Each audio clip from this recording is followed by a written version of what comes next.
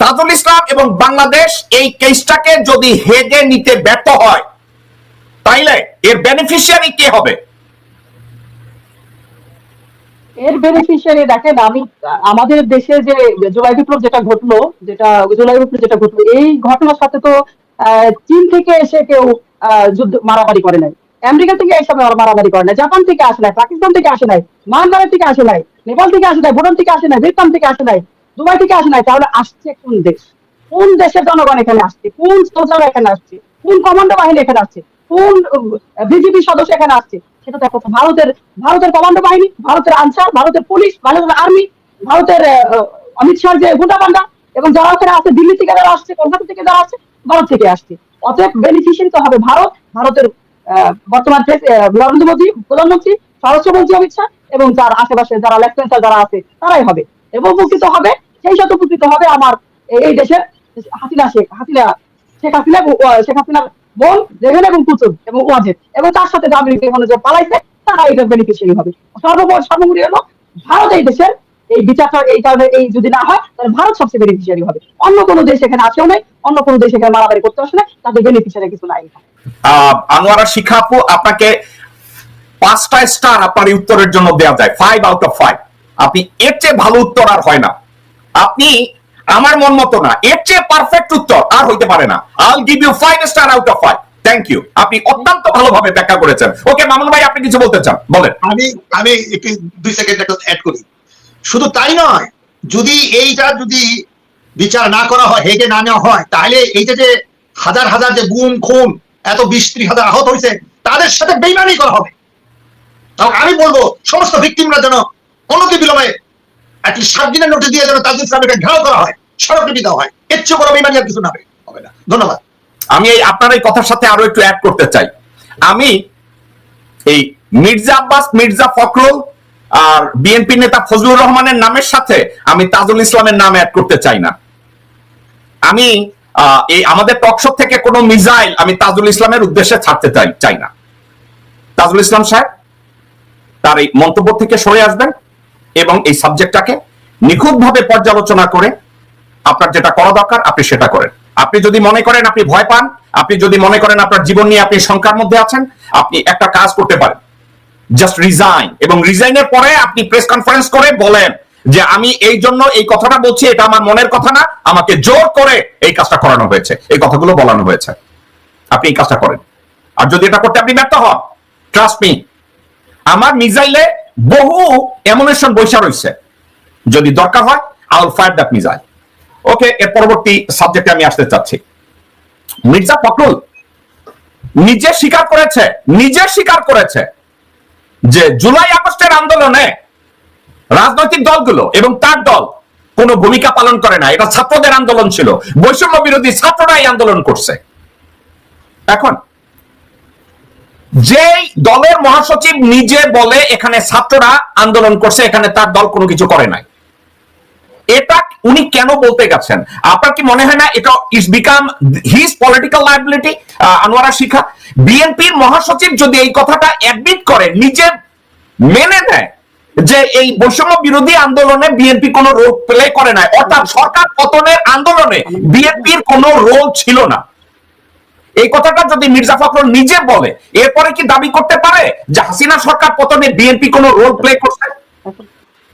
আনোয়ারা শিখা, আপনি কি আমার কথাটা শুনছেন? কথাটা আমি শুনি নাই ভাই, কারণ এখানে নেটের সমস্যা হচ্ছিল। ওকে, আচ্ছা আমি আবার বলি।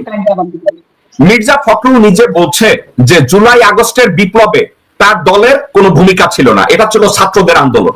এটা যদি বলে তাইলে আলটিমেটলি সে বলে দিচ্ছে হাসিনার পতনে উনি কোনো ভূমিকা রাখে নাই, ওনার দলও কোনো ভূমিকা রাখে নাই। তো আলটিমেটলি কি এটা ওনার দলের জন্য বিশাল একটা লায়াবিলিটি হলো না? আপনার কি মনে হয় না? জাকুব ভাই, আগে এখানে একটু কথা বলতে চাই, সেটা হলো যে যখন মির্জা ফখরুল, আপনি বলতেছেন যে মির্জা ফখরুল স্যার বলছেন যে এরকম আমার এই দল জড়িত নয়, ছাত্র আন্দোলন করছে, এর মধ্যে আমরা নাই। আসলে এই কথাটার ভিতরে অনেক কিছু লুকায় আছে, যেটা আমরা ভিতর থেকে জানি, যেটা অনেক কিছু লুকায় আছে, যেটা কোনো আন্দোলন হয়, কোনো মিছিল হয়, কোনো মিটিং হয়, কোনো ছাত্ররাই করুক আর যেই করুক, যখন যেখানে আন্দোলন হয়, মিছিল মিটিং যেখানে হয়, আপনার ফায়ারিংটা কিন্তু বিএনপির উপরে হয়। ফায়ারিংটা কিন্তু বিএনপির উপরে এসে পড়ে, ছাত্রদের উপরে এসে পড়ে। এবং নট অনলি দ্যাট, আপনার যেখানে যে ঘটনাটা ঘটলো, যে মিছিল যেখানে হচ্ছে, সেই থানায় সেই ওয়ার্ডে সেইখানে তো কেস হবেই, আপনার সেই ওয়ার্ডের নেতৃবৃন্দ তো হবেই, এবং কেন্দ্রীয় কমিটির নেতৃবৃন্দ এখানে জড়াবে, এবং সেই সাথে জড়াবে মির্জা ফখরুল এবং আদি স্থায়ী কমিটির মেম্বাররা। এখন সেই আন্দোলনের কোনো এক সময় হয়তোবা ওই আন্দোলন, জুলাই আন্দোলনের চলাকালীনের কোনো এক সময় হয়তো এই কথা মির্জা ফখরুল স্যার যদি বলে থাকেন যে এই আন্দোলনে বিএনপি সরাসরি জড়িত না, এইটা হয়তো তার কোনো টেকনিক্যাল উত্তর এটা হবে। আমি যতটুকু জানি এটা একটা টেকনিক্যাল সাইড ছিল তার, কারণ তখন যদি উনি স্বীকার করতেন যে এই দলের সাথে, এই আন্দোলনের সাথে আমার ছেলেরা, আমার ছাত্র দল, যুব দল, মহিলা দল, বা শ্রমিক দল, কৃষক দল, স্বেচ্ছাসেবক দল জড়িত, তাহলে তো ওই দিন রাত্রেই, যে রাত্রে স্বীকার করতো, ওই দিন রাত্রেই কিন্তু আপনার অ্যারেস্ট এবং ফায়ারিং কিন্তু শুরু হয়ে যেত। যেহেতু উনি বলছেন যে ছাত্র আমরা জড়িত না, এটা একটা কৌশলগত কারণে হয়তো সে বসছেন, কারণ ভিতরে ভিতরে তো আমি যতটুকু জানি যে তারেক যে আমাদের ভাইয়া তো আন্দোলনের সাথে সরাসরি ইনভলভ ছিলেন, এবং মহাসচিব কিন্তু এটা তার কৌশলগত অ্যান্সার ছিল, এটা তার একটা বলার কৌশল ছিল যে আমার ছেলেরা জড়িত না, আমার ছাত্র দল জড়িত না, আমরা জড়িত না। কিন্তু ভেতরে ভিতরে তো আমরা জানি যে ছাত্র দল জড়িত, এখানে স্বেচ্ছাসেবক দল জড়িত, এখানে বিএনপি জড়িত, এখানে অলমোস্ট আমরা যারা মাঠে ফ্রন্ট সাইড আমরা যাই নাই, কিন্তু ভেতরে ভেতরে বিএনপি একদম সর্বোপরি বিএনপি এখানে ছিল। যদি যারা বলবে যে এখানে জড়িত না, বরং সেটা ভুল উত্তর। ওকে, আমি চাচ্ছি আপনি এই কথাটা একটু শুনেন। আন্দোলনের সঙ্গে শিক্ষার্থীরা সরাসরি জড়িত, আমরা এই আন্দোলনের সঙ্গে কখনোই সরাসরি জড়িত নই। এজন্য 16 বছর বের করতে পারেন নাই আপনারা, ছাত্ররা বের করছে। I salute this students. ওরা প্রথমে এসে বেগম জিয়াকে মুক্ত করেছে, করেনি ভাই?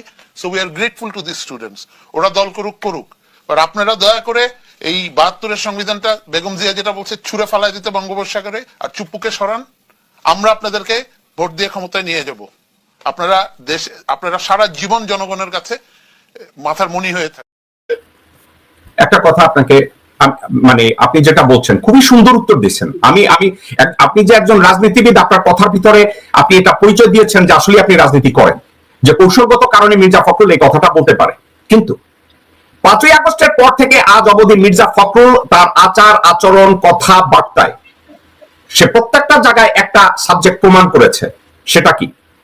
উনি কোন রিফর্মের পক্ষে উনি না, উনি আগে নির্বাচন, উনি যে কোনো ধরনের রিফর্ম একবার বলে আমি এইটা চাই, আরেকবার বলে আমি এইটা চাই না। ডক্টর মোহাম্মদ ইউনূসের সামনে গিয়ে এক কথা বলে, দরজায় এসে আরেকটা কথা বলে, এবং দরজার বাইরে গিয়ে আরেকটা কথা বলে। এই সময় কি ওনার কোনো কৌশল মনে থাকে না যে ওনার কৌশলটা কি হওয়া উচিত? এটা উত্তরটা আমি দেবো ভাইয়া। জি, হ্যাঁ, আসলে আপনারা তো ওনাকে দেখেন, অনলাইনে দেখেন, অনলাইনে দেখা জিনিসটা আপনাকে আমি একটু কারেক্ট করে দেই। ওনাকে আমি পার্সোনালি, ওই শুধু অনলাইনে না, পার্সোনালি মুখোমুখি আমি 2-3টা সাবজেক্ট ওনাকে আমি কনফার্ম করছি, উনি কোনো উত্তর খুঁজে পায় না, উনি তাড়াতাড়ি আমার হ্যান্ডশেক করে পালাইছে, একবার আর দুইবার না। সো আপনি এটা বললেন না যে আমি অনলাইনে দেখি না। এখন উনি যেটা বলছে যে রিফর্ম চান না, আসলে দেখেন 17 বছর একটা দল ক্ষমতার বাইরে, 2-3বার যে দল ক্ষমতায় ছিল, 17 বছর শুধু বাইরে না, দল ক্ষমতার বাইরে না, এই 17 বছর এই বিএনপি, আপনার বিএনপির অঙ্গ সংগঠন প্রত্যেকটা ওয়ার্ড, গ্রামে গঞ্জে, ইউনিয়নে, উপজেলায়, থানায়, শহরে, জেলায়, বাড়িতে, ঘরে, বাইরে, স্কুলে, কলেজে, প্রত্যেকটা জায়গায় ছাত্র দল বিএনপির ফল। আমি শুধুমাত্র বিএনপি করে দেখে কিন্তু আমি বলছি না, এমন কোন মানুষ নয় বিএনপি যে তার মায়ের খায় নাই, কেসে পড়ে নাই। একটা গ্রামের একটা শ্রমিক দলের ছেলে, তার বিরুদ্ধে 10টা মামলা, যে রিক্সা চালিয়ে খায় তার বিরুদ্ধে 10টা মামলা। তাহলে আপনি বলেন যে গ্রামে যদি 10টা মামলা থাকে, শহরে মির্জা ফখরুলের নামে যে কত মামলা আছে, আমাদের নেতাদের বিরুদ্ধে যে শত শত মামলা আছে, সহ মামলা। তারা যে শুরু করছিলাম যে বারান্দা, আদালতের বারান্দায় সূর্য ওঠে আর আদালতের বারান্দায় সূর্য অস্ত যায়, তার কারণ হলো যে এত মামলা আমাদের বিএনপি, ছাত্র দল, যুব দল, মহিলা দল এবং শ্রমিক দল, স্বেচ্ছাসেবক দলের উপরে। তাদেরকে ভাত খাওয়ার সময় নাই, তারা বাজারে সময় নাই, তাদেরকে বউয়ের সময় দেওয়ার সময় নাই, তাদেরকে বাচ্চা কাচ্চা কোথায় পড়াশোনা করতেছে সময় নাই, রাস্তাঘাটে তারা শুয়ে রয়েছে, রাতের অন্ধকারে মশার কামড়ে কয়েক জায়গায় তারা শুয়ে রয়েছে, মশুরি টানে শুয়ে রয়েছে। ভাই, এই 17 বছর যে দলটা ক্ষমতার বাইরে, সেই দলটা যদি এখন আওয়ামী লীগ, এই যে বোঝাটা, এই হাসিনা শেখ, এই মানে মুখটা খারাপ করলাম না ভাই, আমার মুখ কিন্তু অনেক খারাপ। এই যে চলে গেছে, যেভাবে গেছে, আমাদের ছাত্ররা বলেন, ছাত্র দল বলেন, পরে সমন্বয়ক বলেন, বৈষম্য বিরোধী ছাত্র বলেন, আমাদের দেশের আপমর্জন বলেন, যারা খেদাইছে মাথাতে বোঝা গেছে। এখন তো এত বড় একটা দল, তারা তো চাইবই যে সংস্কারের পাশাপাশি ইলেকশনটা তো চাইতেই পারে, যে ইলেকশনটা আমাদের সংস্কার যেটুকু না হলেই না, সেটুকু সংস্কার হবে, কিন্তু ইলেকশনটা তারা দিতে হবে। কারণ এত আপনার কাগজে বলেন হয়তো 15-16 কোটি, আসলে তো বাংলাদেশের জনগণ এখন প্রায় 20 কোটি। এই 20 কোটি জনগণের মধ্যে আপনার 55%, 60% বিএনপি সাপোর্টার, বিএনপি ভোট এখন তো বাড়ছে, কমে নাই। তাহলে এই ভোটার গুলা, এই কর্মী গুলা, এই এতগুলো মানুষ, তারা তো মানে জন্ম থেকে যাদের 17 বছর, এই 17 বছর বয়স থেকে তারা 15 বছর থেকে রাজনীতি শুরু করছে, তাদের বয়স এখন 35 হয়ে গেছে, অনেকে বিয়েও করতে পারে না, অনেকের বিয়ে ভাঙে গেছে, অনেকের বউ ভাঙে গেছে, অনেকের বউ ভেঙে গেছে, বাচ্চা কাচ্চা ফালাই দিয়ে তারপরে বউ চলে গেছে, এই জেলে থাকতে থাকতে থাকতে থাকতে থাকতে কাজেই এত বড় একটা দলের কান্ডারি এই আপনাদের মহাসচিব বীর ফখরুল সাহেব হয়তো বলতেই পারে যে আমাদের এত সংস্কারের দরকার নেই, আমরা নির্বাচনটা আগে চাই। আমিও বলতে চাই যে সংস্কারের দরকার আছে, কিন্তু বছর ব্যাপী 5 বছর করে সংস্কারের দরকার নেই, আমাদের 2 বছর হলেই হবে, 2 বছরের মধ্যে সংস্কার চাই এবং 2 বছর পরে আমরা নির্বাচন চাই। যেটা ইউনুস যেটা বলছেন, প্রফেসর ইউনুস যেটা বলছেন এবং আরো যে একজন বলছেন ওয়াকার, জেনারেল ওয়াকার যেটা বলছেন যে জুলাই আগস্টে, 26 জুলাই আগস্টে না ডিসেম্বরে, তা আমাদের কথাও চাই যে সংস্কার হবে, কিন্তু পাশাপাশি ইলেকশনের প্রস্তুতি নিতে হবে। তার মানে এই না যে আমরা ইউনুস সরকারকে আমরা থাকতে দিচ্ছি না, ইউনুস সরকার চাচ্ছি না, ওইটা না।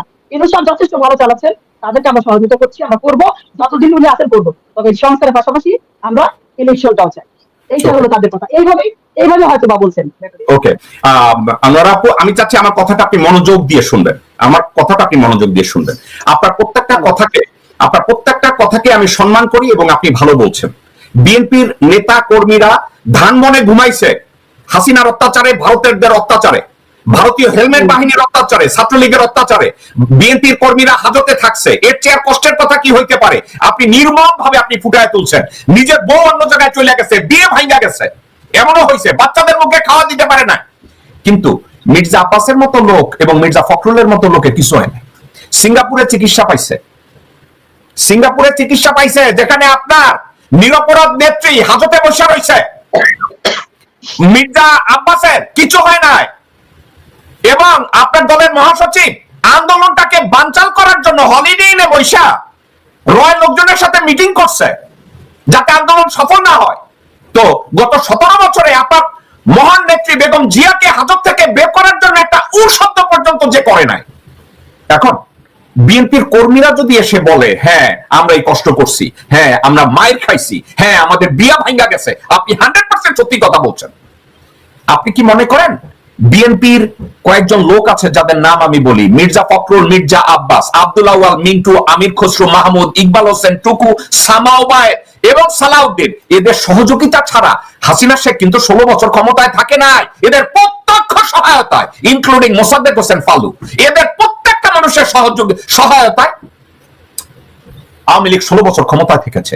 বিএনপির উপরে স্টিম রোলার চালিয়েছে, ছাত্র দলের উপরে স্টিম রোলার চালিয়েছে, যুব দলের উপরে স্টিম রোলার চালিয়েছে, ছাত্র দলের ছেলেমেয়েদেরকে পঙ্গু করে দিয়েছে, বিএনপির সমর্থকদের পঙ্গু করে দিয়ে হসপিটালে পুরে দিয়েছে, কোনো বিচার তারা পায় নাই গত 16 বছরে। এখন সেক্ষেত্রে আপনি মির্জা ফখরুল আর মির্জা আব্বাসের ভিকটিম বানায় তো লাভ নাই, কারণ তারা ভিকটিম না, দে আর দ্য বেনিফিশিয়ারি। শিখা আপু, they are the beneficiary of Hasina's rule. Advocate Kazi Abdullah Al Mamun, আমি আনোয়ারা শিখা আপুর উপরে এই সাবজেক্টটায় আমি পুশ করব না, ওনার লিমিটেশন থাকতে পারে, আমি আপনার কাছে যাব। শিখা আপু যেই কয়টা কথা বলছে প্রত্যেকটা কথা সত্য। বিএনপির নেতা কর্মীরা জুলুমের শিকার হয়েছে, লক্ষ লক্ষ মামলার শিকার হয়েছে, কিন্তু মির্জা ফখরুল, মির্জা আব্বাস, আমির খসরু মাহমুদ, আব্দুল আউয়াল, মিন্টু, ইকবাল, টুকু, সামা ওবায়েদ, রুমিন, ফারহানা, এরা তো ভিকটিম না, এরা তো বেনিফিশিয়ারি। আপনি এটাকে কিভাবে দেখবেন?